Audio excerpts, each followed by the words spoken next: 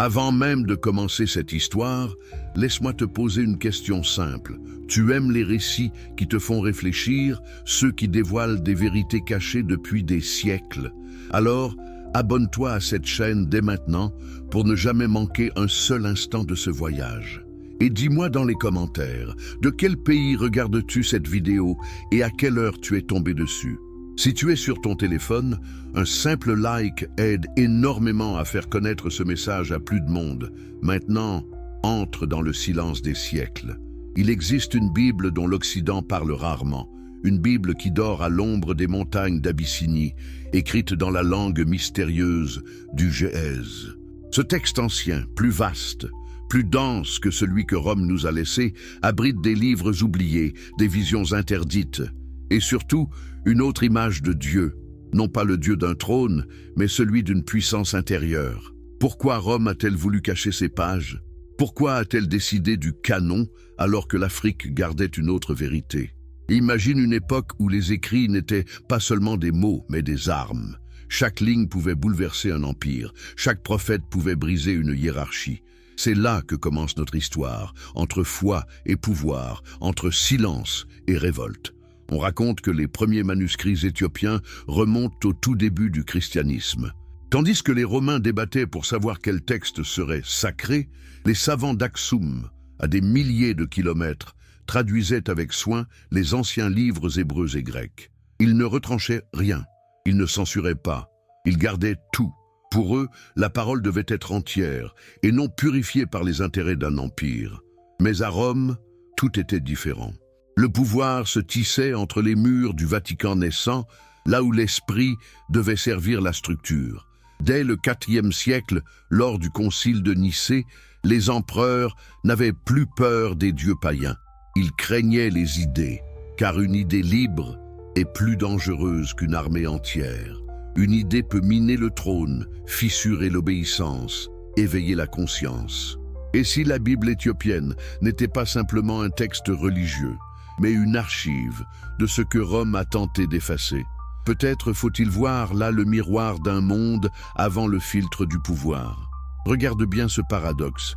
L'Europe, si fière de sa théologie, a construit sa foi sur un livre amputé. L'Afrique, qu'on a méprisée comme non éclairée, a préservé la totalité des Écritures. Comment expliquer cela? Est-ce juste un hasard historique ou la preuve que la vérité fuit toujours les empires? Spinoza, au XVIIe siècle, arrive dans cette histoire comme un éclair. Il ne connaissait pas les livres éthiopiens, mais il comprit instinctivement le mécanisme derrière la censure. Pour lui, la théologie institutionnelle était un théâtre où le pouvoir politique jouait le rôle de Dieu. Il écrivait « La superstition naît de la peur ». Et c'est cette peur qui guida Rome lorsqu'elle choisit quel livre devait survivre. Spinoza vit ce que d'autres ne voyaient pas, que le texte sacré n'est pas une révélation tombée du ciel, mais un miroir où les hommes projettent leur désir de domination. Il demanda « Qu'est-ce que la parole de Dieu, sinon les lois de la nature elle-même » Et cette question, Rome ne pouvait la tolérer.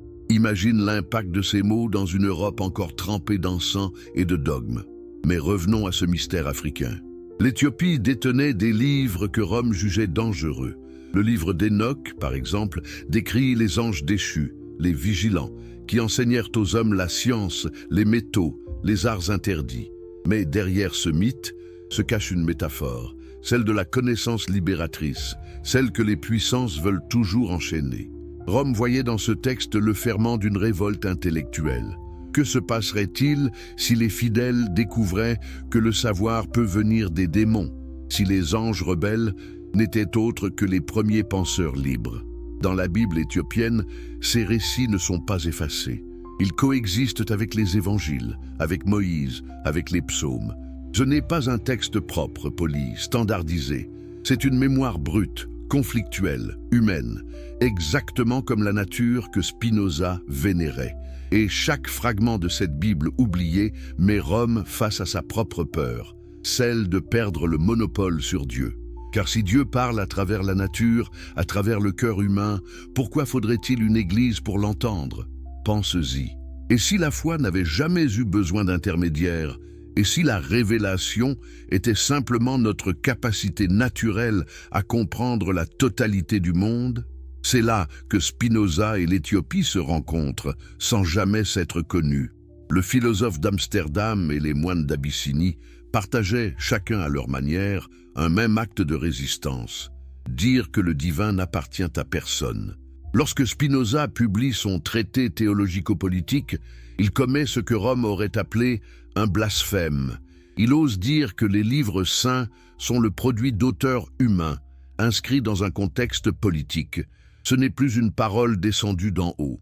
C'est un texte écrit par des hommes imparfaits, cherchant le sens de leur existence. Et cela ruine tout l'édifice du pouvoir ecclésiastique. Mais Spinoza va plus loin encore. Il affirme que la véritable foi, c'est la vertu, non l'obéissance, que la religion n'a de valeur que si elle rend l'homme plus juste, plus rationnel, plus libre. Quiconque lit la Bible pour se soumettre au clergé ne comprend rien à Dieu, parce que Dieu est la raison même. N'est-ce pas exactement ce que l'on perçoit dans la profondeur de la Bible éthiopienne? Un Dieu multiple, vivant, tissé dans les contradictions du monde, non pas un maître, mais une présence diffuse, partout et nulle part. Alors, posons une question simple. Que serait devenue la civilisation occidentale si, au lieu de Rome, c'était Aksum qui avait fixé le canon?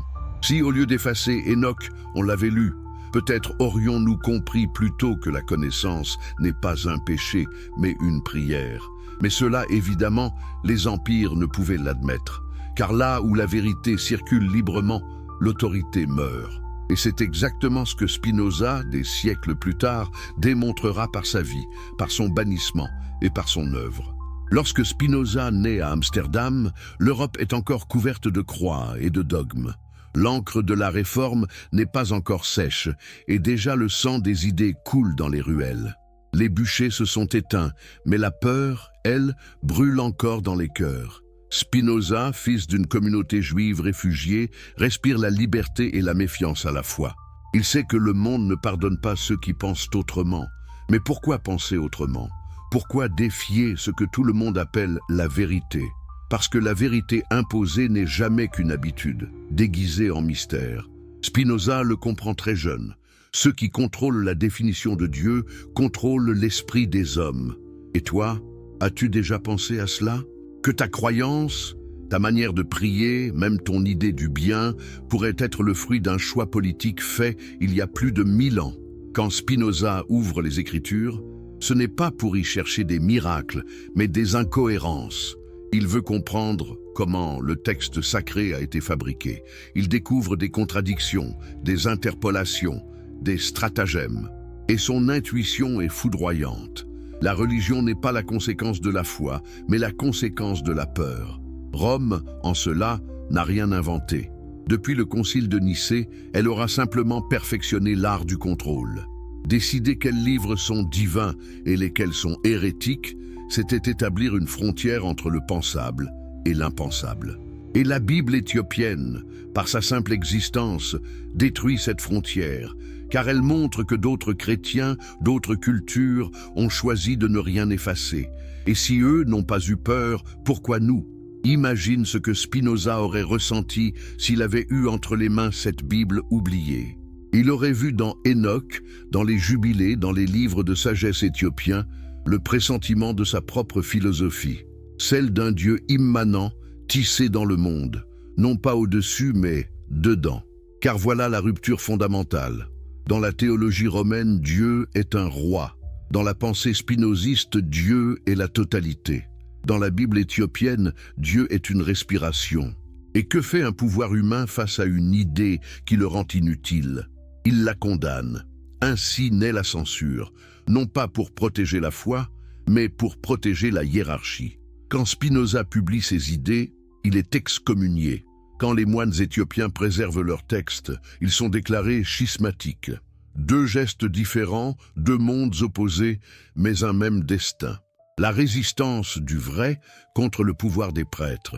Et si la véritable hérésie n'était pas celle d'Enoch, ni celle de Spinoza, mais celle de Rome elle-même.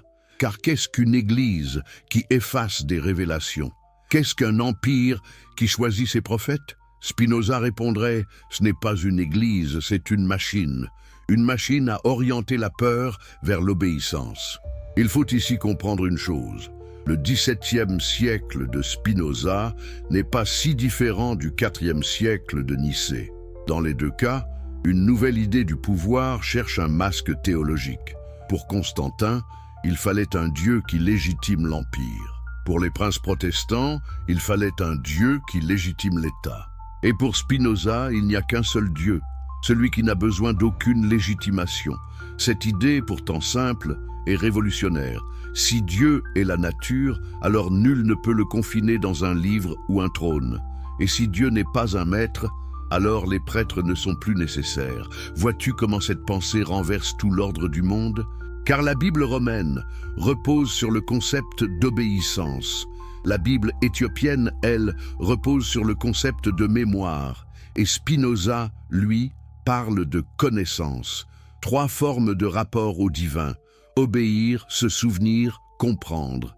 Et peut-être que toute l'histoire humaine n'est qu'un long passage de la première à la troisième.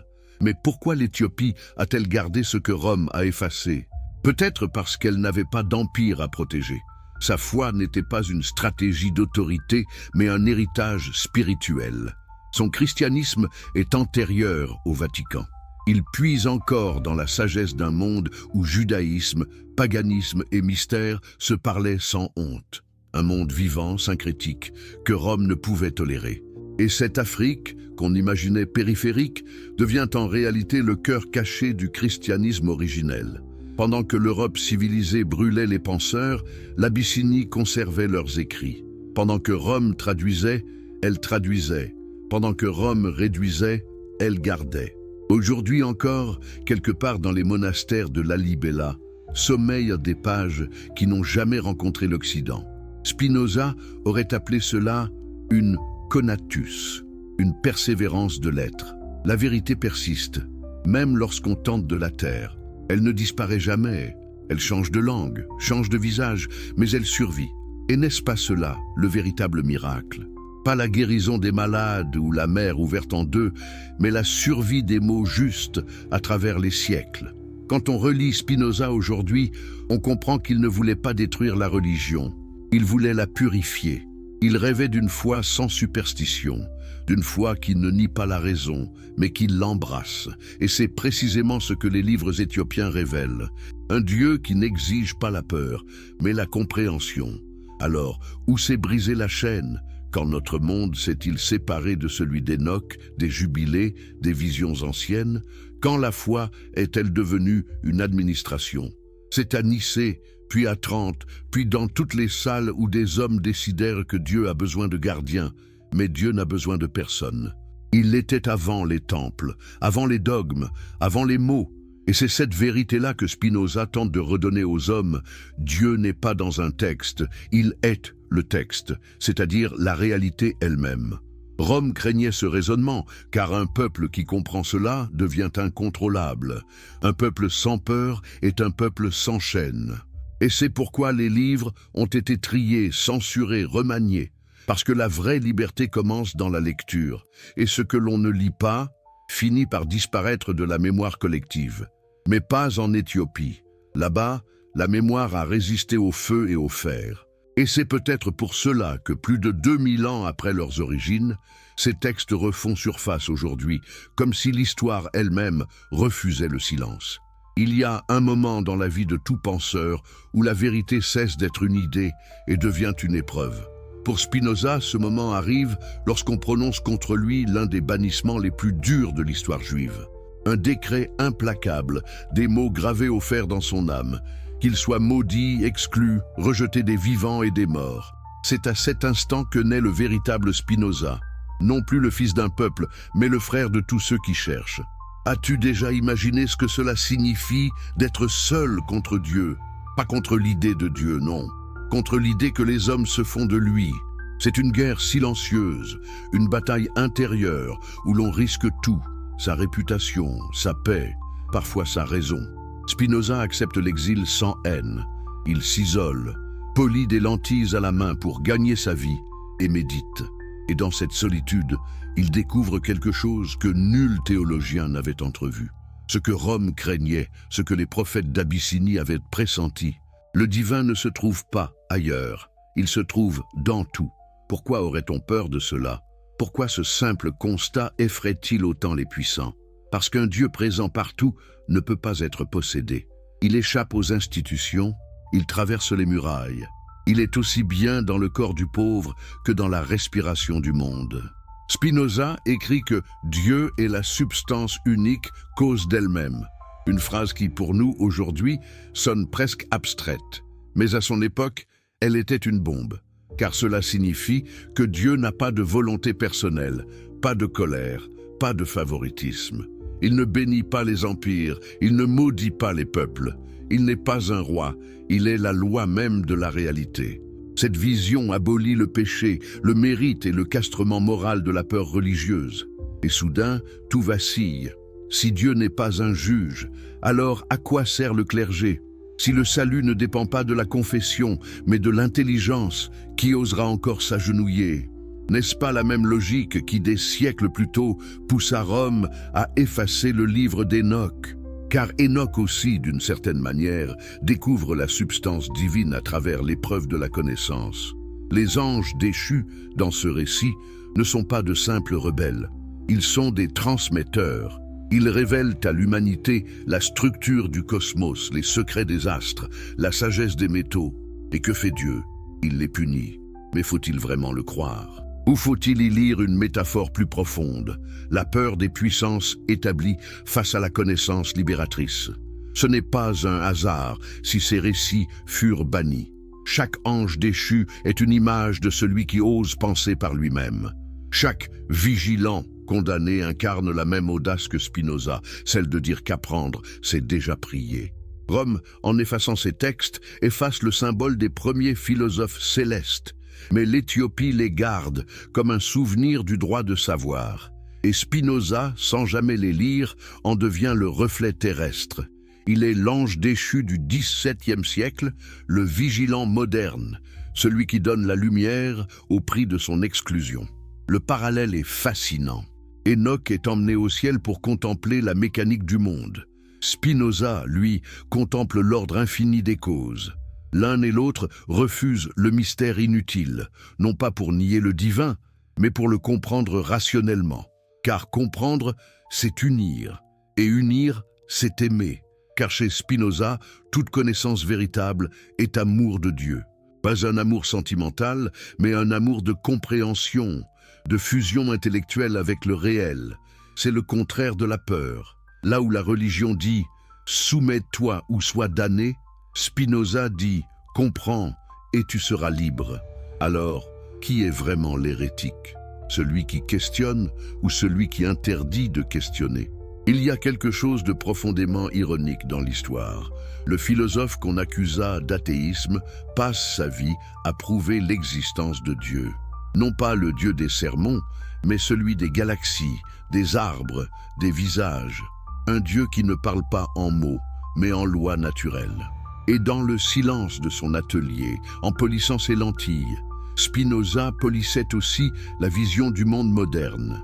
Chaque verre taillé, chaque rayon de lumière qu'il redirigeait, symbolisait ce qu'il faisait avec l'esprit humain, transformer l'obscurité en clarté. Dis-moi, n'est-ce pas là la plus belle des métaphores? L'homme qui polit la lumière devient lui-même lumière. Mais tout cela a un prix.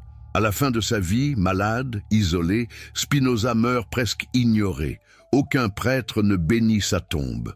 Et pourtant, son œuvre deviendra la source d'une révolution silencieuse. Le siècle des Lumières naîtra, dans un sens, de son bannissement. Spinoza est mort avec la paix d'un homme qui a tout compris. Il ne craignait pas l'enfer, car il avait compris que le vrai enfer, c'est l'ignorance. Et c'est ici que son histoire rejoint celle de la Bible éthiopienne. Deux mémoires marginalisées, deux foyers de lumière rejetés par les institutions. Car ce que toutes deux nous enseignent, c'est une seule et même chose, que le divin n'est pas un secret à garder, mais une vérité à vivre. Et toi, que feras-tu de cette vérité? L'enfermeras-tu dans un dogme ou la laisseras-tu respirer à travers tes propres pensées? Rappelle-toi, chaque fois que tu questionnes, tu es Enoch. Chaque fois que tu comprends, tu es Spinoza. Et chaque fois que tu refuses d'avoir peur, tu es libre. Il faut maintenant revenir à notre époque. Des siècles ont passé depuis le bannissement de Spinoza. Les royaumes sont tombés, les dogmes ont changé de visage, mais le même combat continue, celui de la vérité contre la peur. Aujourd'hui, Internet relie les peuples comme autrefois les routes des prophètes. Et voilà que la Bible éthiopienne, jadis oubliée, refait surface dans la conscience collective.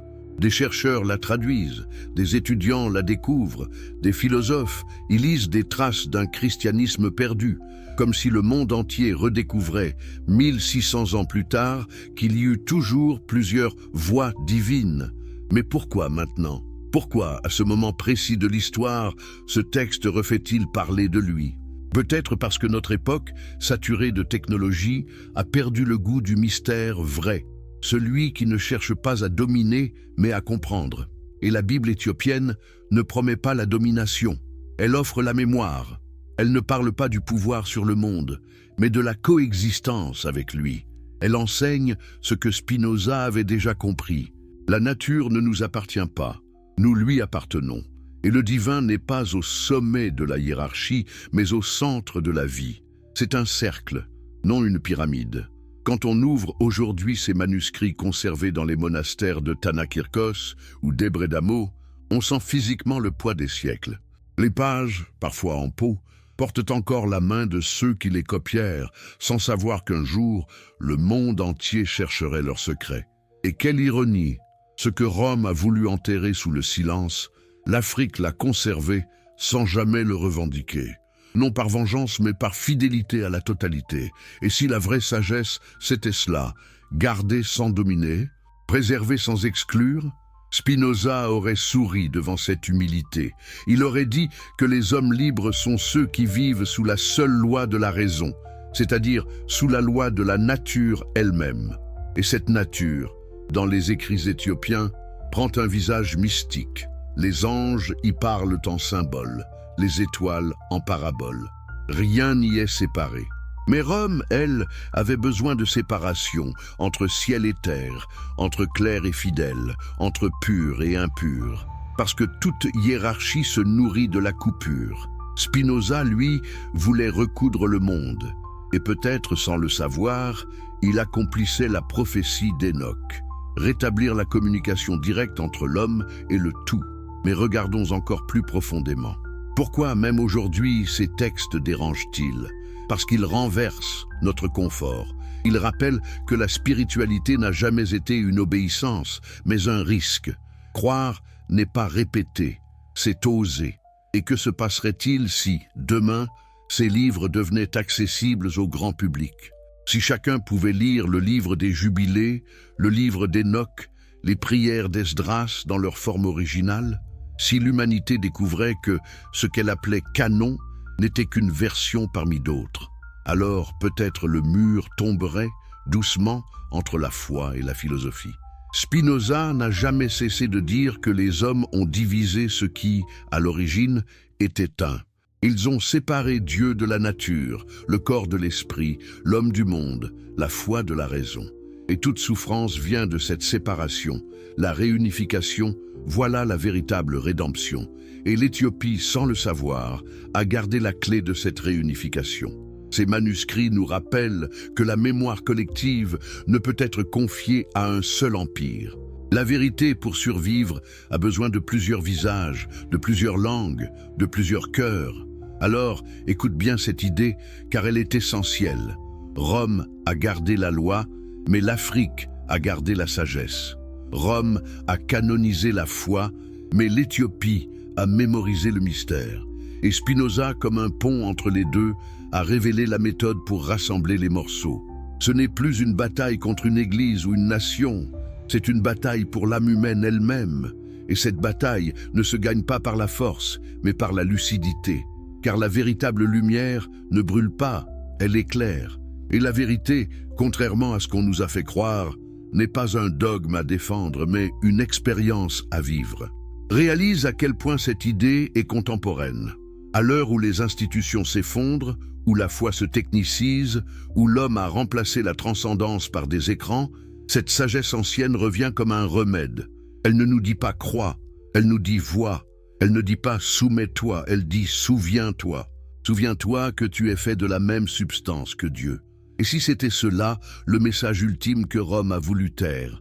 Non pas qu'il y a plusieurs dieux, mais qu'il n'y a qu'une seule substance, infinie, éternelle, exprimée sous des formes diverses.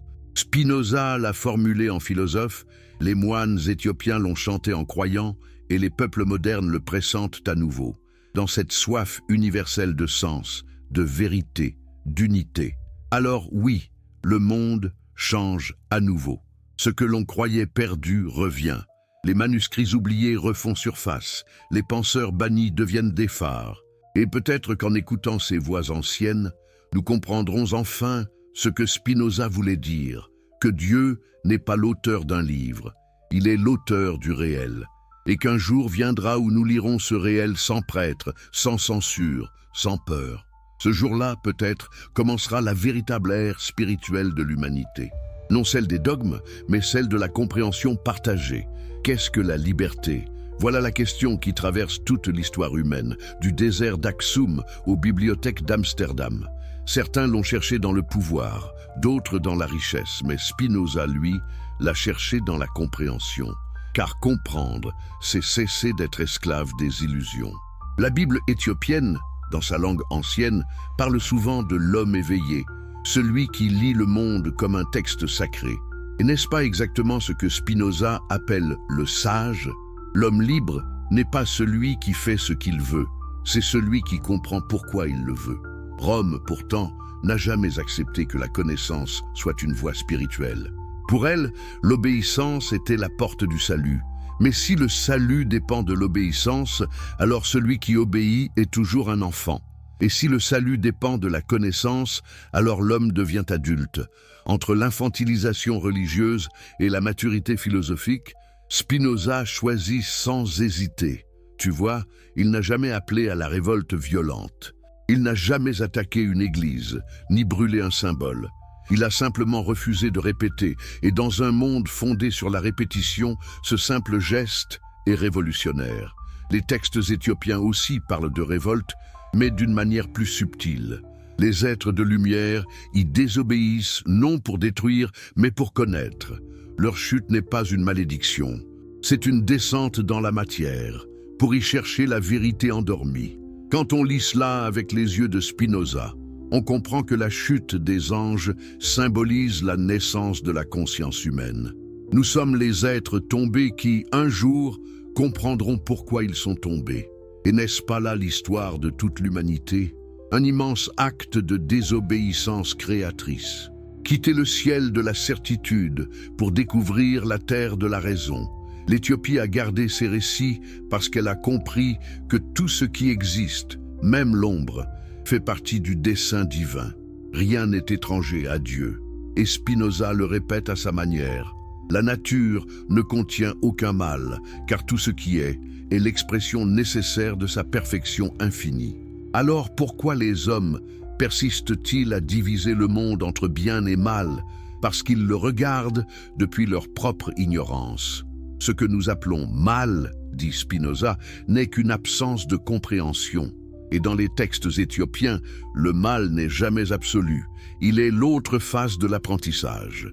Imagine qu'un jour l'Église ait lu cela avec humilité. Imagine qu'au lieu de bannir, elle ait accepté d'élargir. L'histoire du monde aurait été différente. Moins de guerres saintes, moins de condamnations, moins de croix et de flammes. Mais peut-on reprocher à Rome d'avoir eu peur? Peut-on reprocher à l'institution d'avoir voulu durer? Car là est toute la tragédie du spirituel institutionnalisé.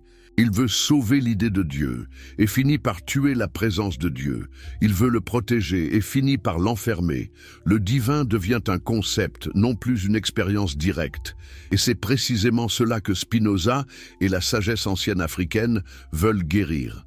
Spinoza se méfiait du mot « mystère », parce que pour lui, le mystère n'est pas dans l'incompréhensible, mais dans l'infini du compréhensible. Il ne faut pas fuir la raison pour toucher Dieu. Il faut aller au bout de la raison. Car la raison est la forme humaine de l'amour divin. Vois comme cette pensée rejoint la tradition éthiopienne. Dans ces hymnes, Dieu n'est pas un souverain jaloux, mais une force de mouvement, un souffle en toute chose. Chaque étoile, chaque montagne, chaque être vivant est un mot du langage divin. Et lire ce langage, c'est déjà prier. Tu comprends maintenant pourquoi ces deux mondes semblent se répondre. Spinoza et les anciens moines d'Aksum prient de la même manière, par la lucidité. Ils savent que la connaissance est un acte d'amour. Ils savent que comprendre, c'est participer. Et pourtant, combien d'hommes choisissent encore l'ignorance, parce qu'elle rassure? Combien préfèrent le dogme à la liberté, parce que la liberté exige de penser, de douter, de se remettre en question? La peur du vrai est plus grande que la peur du faux. C'est pour cela que les empires ont tant duré. Mais le temps du réveil revient toujours. Chaque fois que la vérité est enterrée, elle refait surface sous une autre forme. Elle renaît à travers un manuscrit, un philosophe, un peuple. Ce cycle ne s'arrête jamais. Et aujourd'hui, il recommence. C'est pour cela que tu entends cette histoire maintenant. Ce récit n'est pas du passé.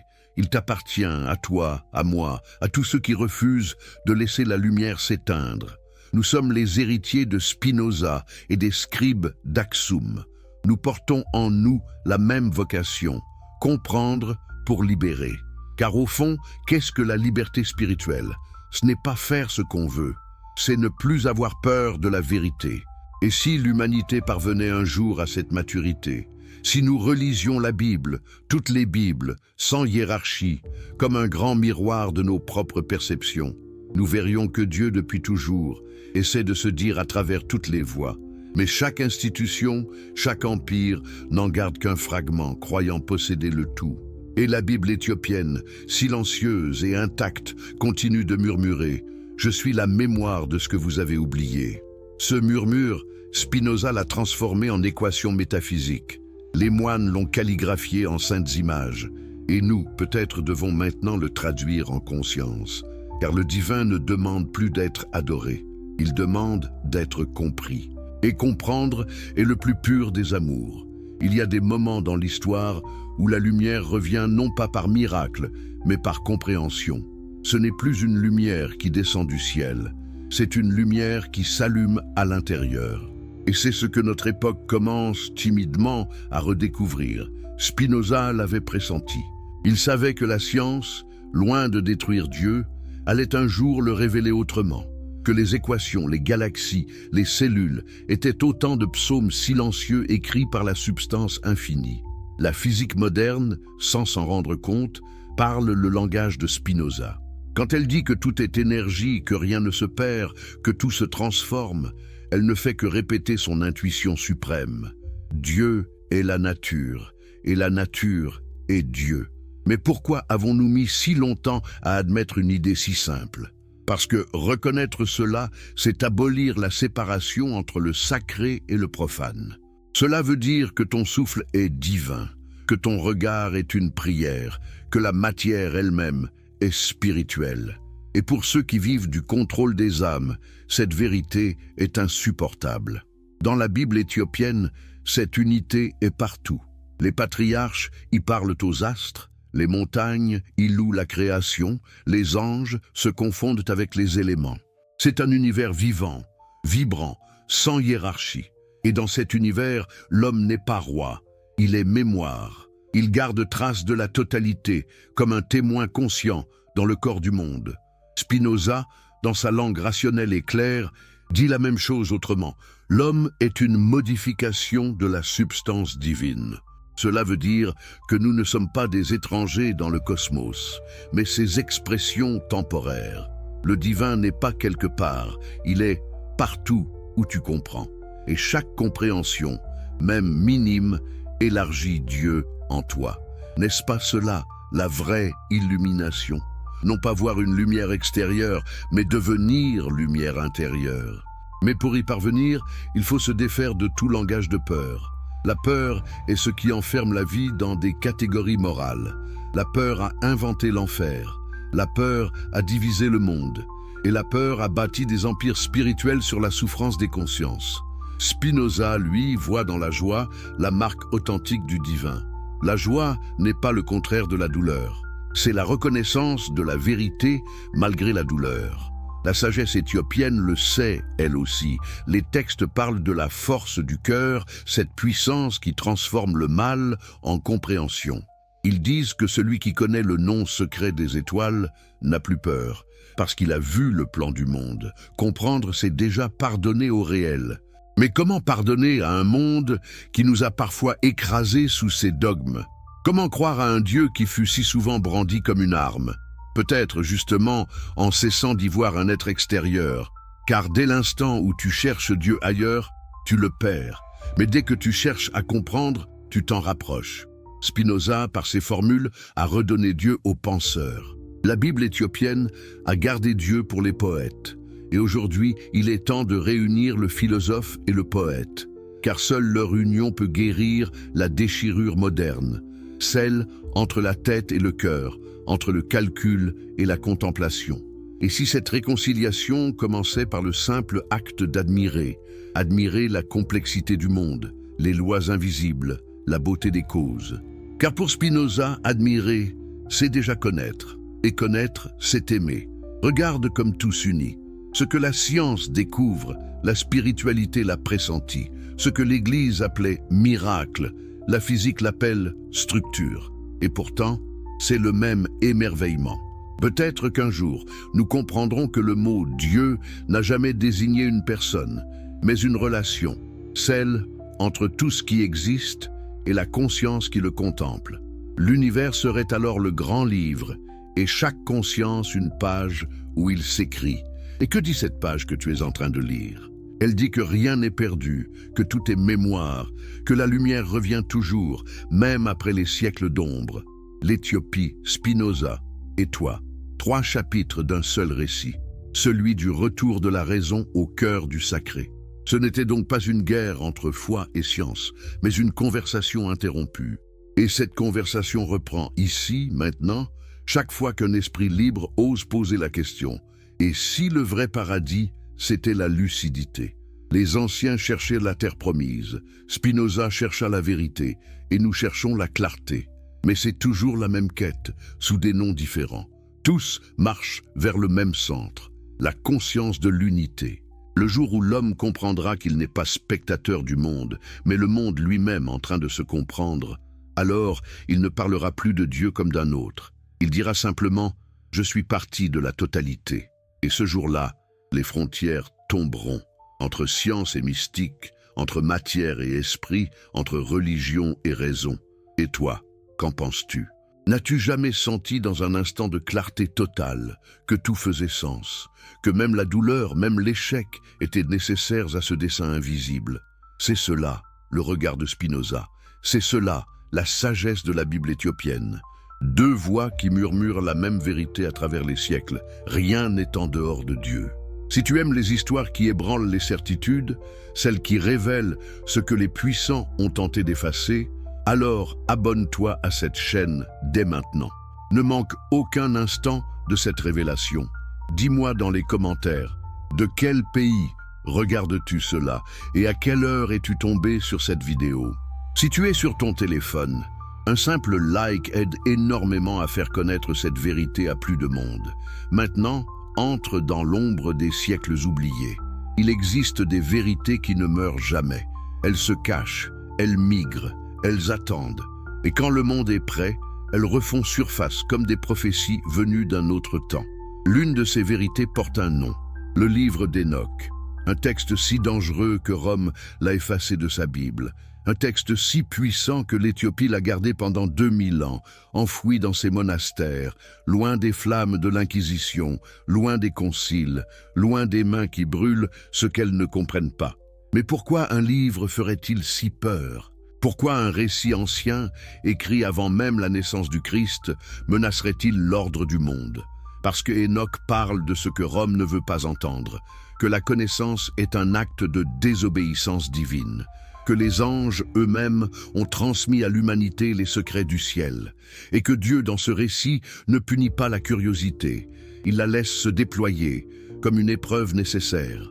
Imagine une époque où les premières communautés chrétiennes lisaient encore ce texte, où les apôtres eux-mêmes connaissaient l'histoire des vigilants, ces anges déchus qui enseignèrent aux hommes la métallurgie, l'astronomie, les plantes médicinales et les secrets des étoiles.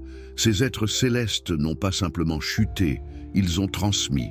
Et cette transmission, Rome l'a vue comme une hérésie. Car si la connaissance peut venir d'en haut sans passer par l'Église, alors à quoi sert l'Église? Voilà le premier coup porté contre la liberté de penser. Décider que certaines sources de savoir sont impures. Et dès qu'on contrôle les sources, on contrôle les esprits. Enoch, dans ce livre mystérieux, est un homme qui marche avec Dieu. Mais il ne marche pas en serviteur aveugle. Il pose des questions, il demande à comprendre, il veut voir le mécanisme du monde, les lois cachées, les cycles invisibles. Et Dieu, au lieu de le punir, lui montre. Enoch voyage à travers les cieux, contemple les trônes, observe les âmes, comprend la structure même de l'univers. Il devient, en un sens, le premier philosophe cosmique. Mais Rome ne peut tolérer un Dieu qui répond aux questions. Elle a besoin d'un Dieu qui ordonne, qui interdit, qui juge. Un Dieu distant, inaccessible, qu'on ne peut approcher que par le prêtre. Alors, le livre d'Enoch disparaît du canon. On l'efface des listes officielles. On le brûle. On le déclare apocryphe. Et pendant 15 siècles, l'Occident oublie qu'il a existé, mais pas l'Éthiopie. Là-bas, dans les hautes terres d'Abyssinie, les moines copient le texte en Gessèse, génération après génération. Ils ne savent pas qu'un jour, des explorateurs européens viendront chercher ces manuscrits comme on cherche un trésor perdu. Ils copient simplement parce que pour eux, Enoch fait partie de la parole. Il n'y a pas de hiérarchie entre les livres. Tout ce qui est clair mérite d'être préservé. N'est-ce pas là une leçon profonde? Que la vérité survit toujours quelque part, dans un coin du monde que l'Empire ne contrôle pas encore. Et maintenant, avançons dans le temps. Nous voici au XVIIe siècle. L'Europe sort à peine des guerres de religion. Le sang a coulé pour des interprétations différentes d'un même texte. Des millions d'hommes sont morts parce qu'un groupe croyait en la transsubstantiation et l'autre non. Des nations entières se sont déchirées sur la question de savoir si le pape est infaillible ou si la Bible suffit. Et au milieu de ce chaos spirituel, un jeune homme juif d'Amsterdam commence à lire les Écritures avec des yeux nouveaux. Baruch Spinoza ne cherche pas à fonder une nouvelle religion. Il ne veut ni réforme, ni contre-réforme. Il veut simplement comprendre qu'est-ce que ces textes disent vraiment, qui les a écrits, dans quel contexte, avec quelles intentions. Et dès qu'il commence à poser ces questions, il réalise que tout l'édifice théologique repose sur un mensonge. Celui de la révélation unique, intouchable, tombée du ciel telle qu'elle. Car en réalité, la Bible est une collection humaine. Des hommes ont choisi certains livres et en ont rejeté d'autres. Des scribes ont copié, corrigé, parfois inventé. Des empereurs ont tranché lors de conciles. Tout cela n'est pas divin, c'est politique. Et cette découverte change tout. Spinoza écrit alors son traité théologico-politique, un livre explosif. Un livre qui dit « La Bible n'est pas la parole de Dieu ». C'est un ensemble de textes écrits par des prophètes humains, inscrits dans leur époque, porteurs de leur propre vision. Et si c'est le cas, alors chacun peut les interpréter librement. Chacun peut chercher Dieu sans passer par une institution. Tu imagines l'impact? C'est comme si quelqu'un disait aujourd'hui que toutes les constitutions du monde ne sont que des arrangements temporaires et qu'on peut les réécrire à partir de la raison pure. Spinoza dit « Dieu ne parle pas par les livres, il parle par la nature. Et la nature, tout le monde peut la lire. Alors évidemment, on l'excommunie. Les rabbins d'Amsterdam le bannissent avec une violence inouïe. Ils disent que quiconque lui parle sera maudit, que son nom doit être effacé, que même son ombre est impure. Mais Spinoza ne répond pas. Il s'éloigne en silence, continue de polir ses lentilles, continue d'écrire. Et dans cette solitude, il devient le premier philosophe moderne. Celui qui refuse toute autorité extérieure, qui ne reconnaît que la raison comme guide. Et toi, aurais-tu eu ce courage? Le courage de penser seul quand tout le monde te dit que tu te trompes, le courage de choisir la vérité plutôt que l'appartenance? Mais revenons à Enoch. car il y a un parallèle fascinant entre ce patriarche ancien et Spinoza. Tous deux cherchent à comprendre la structure du monde. Tous deux défient l'idée que Dieu doit rester mystérieux. Enoch demande à voir, Spinoza demande à comprendre. Et dans les deux cas, leur geste est perçu comme une transgression. Dans le livre d'Enoch, les anges déchus, les vigilants, enseignent aux hommes des savoirs interdits. Ils leur montrent comment forger le fer, comment observer les astres, comment guérir par les plantes. Et pour cela, ils sont punis. Dieu les enferme dans les profondeurs de la terre, jusqu'au jugement dernier. Mais pourquoi? Parce qu'ils ont donné aux hommes la possibilité de s'émanciper, de ne plus dépendre du ciel. N'est-ce pas exactement ce que Spinoza fait? Il donne aux hommes la possibilité de comprendre Dieu sans prêtre, sans dogme, sans peur. Il leur donne la clé de leur propre libération intellectuelle. Et pour cela, il est banni comme les vigilants. Alors peut-être que toute l'histoire humaine n'est qu'une longue répétition de ce même mythe. Ceux qui donnent la lumière sont toujours punis par ceux qui veulent la garder pour eux. Et Rome, dans tout cela, joue le rôle du gardien. Elle décide ce qui peut être su et ce qui doit rester caché. Elle fixe le canon, c'est-à-dire la liste des livres autorisés. Et tout ce qui ne correspond pas à son projet politique est déclaré hérétique.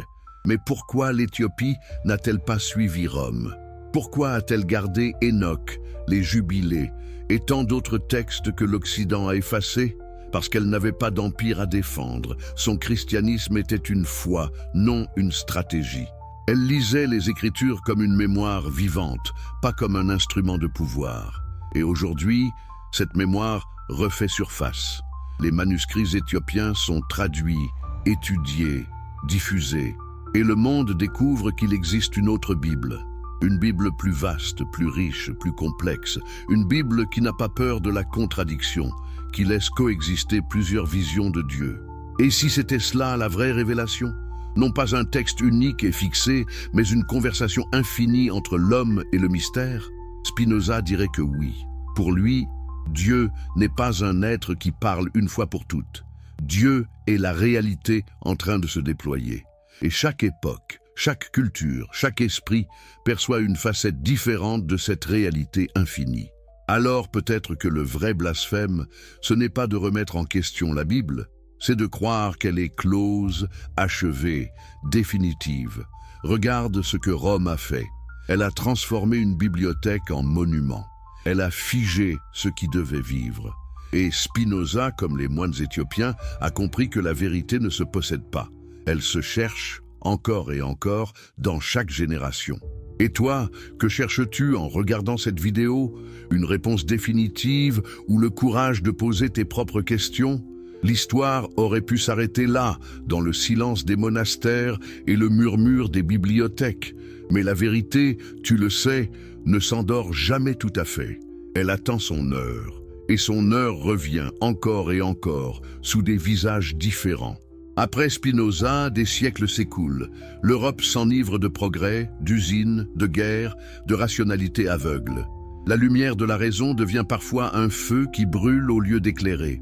Mais au cœur même de cette folie moderne, la pensée de Spinoza continue d'agir, comme un courant silencieux. Le philosophe d'Amsterdam est mort pauvre, mais il renaît dans le siècle suivant avec la puissance d'un prophète. Goethe, Einstein et tant d'autres verront en lui l'image du sage intemporel. Car il a fait ce que tous les empires craignent.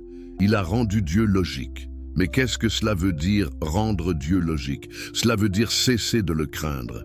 Cesser de lui prêter des colères, des humeurs, des caprices humains. Cela veut dire reconnaître que le divin agit selon des lois éternelles, non selon la volonté d'une institution. Et cette idée, paradoxalement, redonne au spirituel sa noblesse perdue. Car si Dieu est partout, si chaque être obéit à sa nature divine, alors la distinction entre sacré et profane disparaît. Chaque chose devient prière, chaque pensée devient offrande. Et pourtant, que fait Rome lorsque ce message renaît? Elle se referme encore.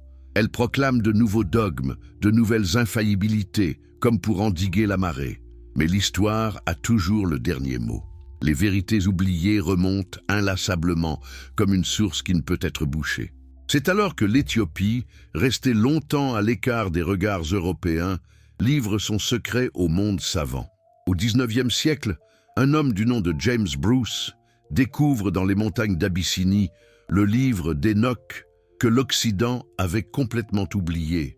Imagine la stupeur des théologiens. Ce texte, cité dans l'épître de Jude dans le Nouveau Testament, existait bel et bien. Rome l'avait banni, mais la terre l'avait conservé. L'Afrique silencieuse et patiente rendait à la lumière ce que l'Europe avait voulu ensevelir. Et soudain, tout vacille. Ce livre parle de cosmologie complexe, d'univers parallèles, de cycles de temps, de justice universelle. Il décrit un Dieu non pas distant mais ordonné, harmonieux, immanent. Les anges tombés deviennent des instructeurs, les forces du monde se révèlent comme des lois naturelles. C'est une théologie du mouvement, une philosophie avant l'heure. Et que fait-elle si ce n'est redire sous forme mythique ce que Spinoza dira sous forme rationnelle? Que tout obéit à la nécessité divine et que la liberté humaine consiste à comprendre cette nécessité? Alors dis-moi, comment des moines africains du IVe siècle et un philosophe juif du XVIIe peuvent-ils arriver à la même vérité, chacun par une voie différente? N'est-ce pas la preuve que la sagesse n'appartient à aucun peuple, à aucune église, mais à l'humanité elle-même? Rome, encore une fois, tente de contenir le scandale. On qualifie le livre d'Enoch de apocryphe. On le range dans les curiosités exotiques. Mais pour ceux qui savent lire entre les lignes, ce texte devient un événement. Il réintroduit dans la conscience occidentale une dimension perdue, le dialogue avec l'univers. Tu sais, dans le livre d'Enoch, le cosmos n'est pas muet. Chaque étoile est une conscience. Chaque vent est un esprit. Les cieux chantent, les montagnes écoutent.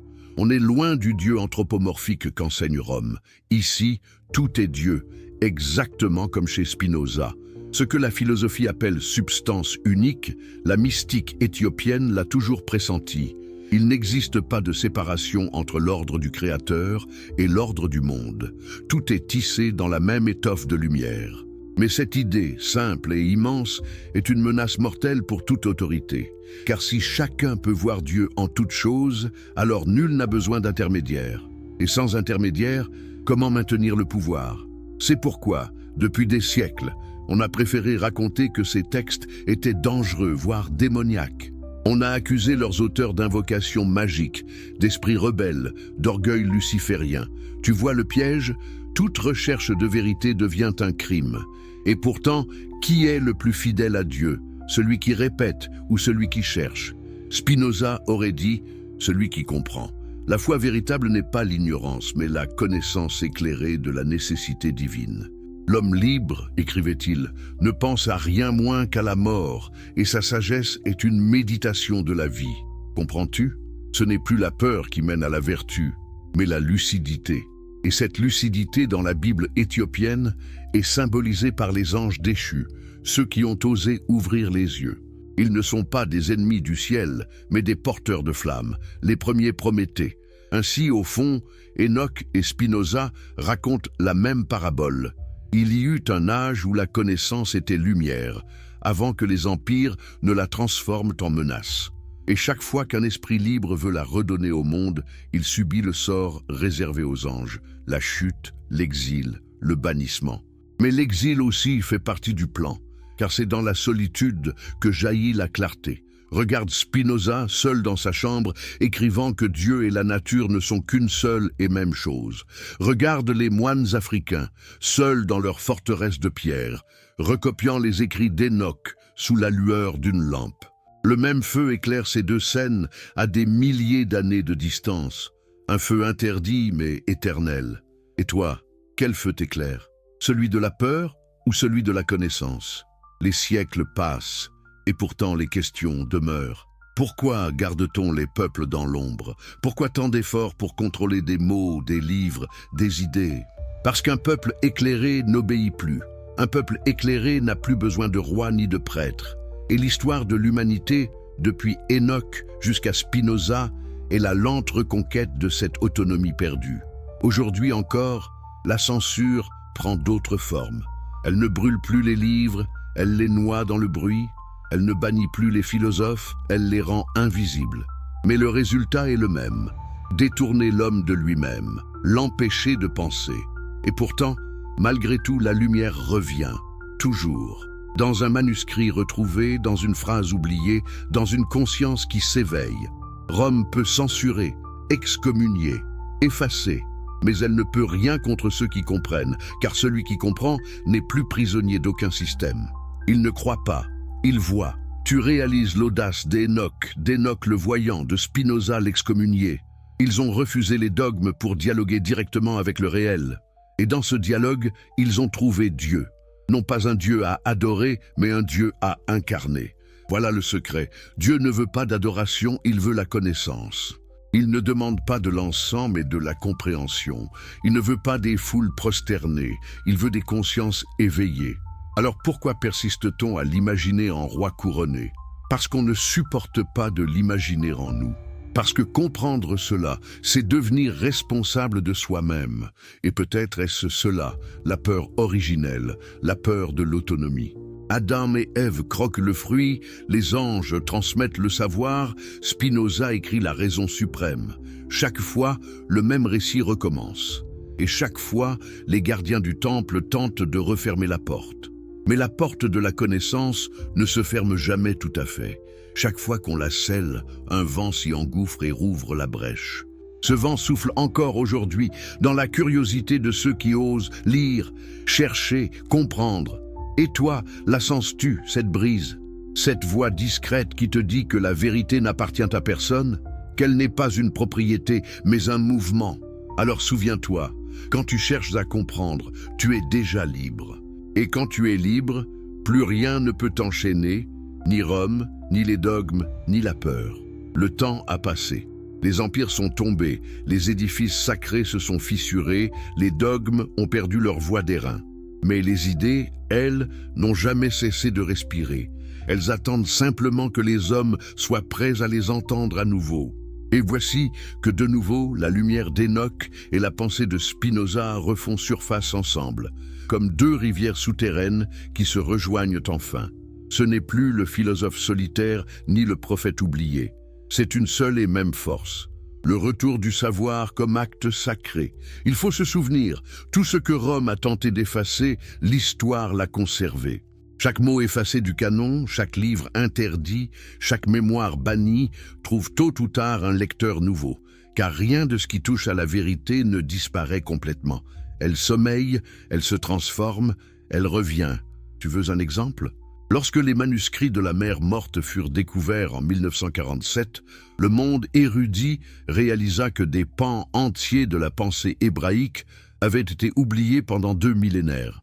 Parmi ces parchemins, on trouva des fragments qui faisaient écho aux visions d'Enoch, aux enseignements cosmiques, à l'ordre caché du monde. Et tout à coup, ce qui semblait mythe redevint histoire. Les limites du Bible occidentale apparurent pour ce qu'elles étaient, un choix politique, un tri dicté par la peur. Et à l'ombre de ce tri, une vérité restée fidèle à elle-même, celle de l'Afrique. Les églises d'Aksum, les monastères de Lalibela, les moines qui récitaient des prières dans une langue que l'Europe ignorait, avaient gardé la clé d'un monde que personne ne voulait rouvrir. Mais personne n'efface à jamais la mémoire du monde. Le savoir, même quand on le cache, trouve toujours une voie. Et aujourd'hui, alors que tout circule à la vitesse du souffle, les révélations anciennes se répandent de nouveau. Des millions d'hommes et de femmes découvrent l'existence de la Bible éthiopienne. Et chaque fois qu'une page de ces textes s'ouvre, c'est comme une fissure dans le mur du silence. Mais pourquoi cela bouleverse-t-il autant? Parce que ces livres parlent d'un Dieu qui ne sépare pas, mais unit. Ils abolissent la distance entre la terre et le ciel. Ils rappellent à l'homme que comprendre le monde, c'est déjà communier avec lui. Et c'est pour cela que Spinoza redevient actuel. Parce que son message est le même. Le sacré n'est pas au-dessus de toi. Il est en toi, autour de toi, dans tout ce qui existe. La vraie prière, c'est la lucidité. La vraie foi, c'est la joie d'être. Si tu prends un instant pour observer la nature comme lui, non pas avec superstition, mais avec respect, tu sentiras cette évidence. Rien n'est étranger au divin. Même la guerre, même la douleur, même l'erreur sont des mouvements de cette totalité infinie qu'il appelait Deus sive natura. Dieu, autrement dit, n'est pas celui qui juge, il est ce qui est. Et n'est-ce pas exactement ce que disait l'Afrique ancienne dans ses prières de feu et de pierre? Tout ce qui existe chante le nom. Dans les montagnes sacrées d'Abyssinie, ce nom n'avait pas besoin de temple. Chaque pierre était déjà sainte, chaque souffle était déjà offrande. Le monde était vivant. Et voilà ce que Rome, dans sa peur du désordre, a voulu transformer en système. Le dogme est une armure, mais la vérité est un vent. Et le vent finit toujours par soulever l'armure. Comprends bien cela. L'histoire de la spiritualité n'est pas l'histoire des croyances, c'est l'histoire du pouvoir face à la lumière. Chaque fois que quelqu'un découvre par lui-même, le pouvoir tremble. Chaque fois qu'un homme lève les yeux vers les étoiles sans attendre la permission du prêtre, le cosmos s'élargit. Et c'est ce que nous vivons aujourd'hui. Les murs du sacré tombent, les livres interdits refont surface. Les pensées bannies deviennent les bases de notre futur. Spinoza est désormais lu dans les universités, cité par les physiciens, compris par les mystiques. Son nom, autrefois maudit, est devenu le symbole de la clarté. Et l'Éthiopie, qu'on disait périphérique, est reconnue comme gardienne d'une mémoire universelle. Quel retournement! Ce que l'Europe croyait sauvage se révèle comme la source la plus ancienne du christianisme. Ce qu'elle croyait hérétique devient testament. Et pendant que l'Occident découvre ses propres oublis, l'Afrique montre simplement ce qu'elle n'a jamais cessé de savoir, que le divin n'est pas un dogme, mais une expérience. Regarde l'ironie. Spinoza, le philosophe excommunié, et les moines d'Aksum, les scribes oubliés, marchent maintenant côte à côte dans la mémoire du monde. Leurs voix, séparées par des millénaires, s'unissent dans une seule phrase. La connaissance n'est pas une faute, c'est un chemin vers Dieu. Et pourtant, même maintenant, certains tremblent, parce qu'ils comprennent que si le divin est partout, alors il n'y a plus de centre. Et sans centre, il n'y a plus de trône. C'est la fin du monde vertical, celui où quelques-uns dictent au nom du ciel, et le début du monde circulaire, celui où chaque conscience reflète la totalité. Mais cette révolution n'aura pas besoin d'épée. Elle se fera dans le silence de ceux qui lisent, de ceux qui écoutent, de ceux qui pensent. Elle ne brandira pas de drapeau, elle ouvrira des yeux. Elle n'aura pas de chef, car chacun en sera le centre. L'humanité, lentement, revient à son point d'origine, non plus l'obéissance, mais la compréhension. C'est cela, la vraie résurrection. Non pas le retour d'un corps, mais le retour de l'esprit vivant, libre, curieux. Le Dieu immobile devient flux. La religion, redevenue philosophie, cesse de promettre un au-delà et apprend à sanctifier le présent. Et toi, entends-tu cet appel? Ne sens-tu pas que l'âge des dogmes touche à sa fin? Que l'ère nouvelle sera celle de l'intelligence éclairée par la compassion. Spinoza l'avait annoncé, comprendre c'est aimer, et aimer c'est comprendre. Deux mots pour un seul acte, deux faces d'une même clarté. Alors, le cercle se referme. Ce que Rome a voulu retenir, le monde le libère. Ce que l'Afrique a protégé, l'humanité le redécouvre. Et dans cet échange naît une sagesse nouvelle, ni européenne ni africaine, ni religieuse ni athée, mais tout à la fois. Le Dieu de Spinoza n'est pas celui des églises, mais il n'est pas non plus celui des négations. Il est la certitude que tout fait partie de tout. Il est la parole de la matière, le souffle des étoiles, la mémoire du silence. Il est ce que la Bible éthiopienne murmure lorsqu'on la lit à voix basse. Le monde est un seul corps, et Dieu en est la respiration. Voilà peut-être la révélation que personne ne voulait entendre. Et pourtant c'est la seule qui réconcilie tout. Après des siècles de peur, la connaissance redevient prière, et la prière redevient compréhension. Alors, dis-moi, qu'entends-tu maintenant après cette histoire? Le bruit des siècles ou le souffle du monde? Les voix des dogmes ou la voix intérieure que rien ne peut faire taire? Car au fond, cette histoire n'est pas celle d'Enoch, ni de Spinoza, ni même de Rome ou de l'Éthiopie. Elle est la tienne, celle de ton esprit qui un jour devra choisir entre l'obéissance et la lucidité. Et lorsque ce jour viendra, rappelle-toi ceci, le véritable acte de foi, ce n'est pas de croire, c'est de comprendre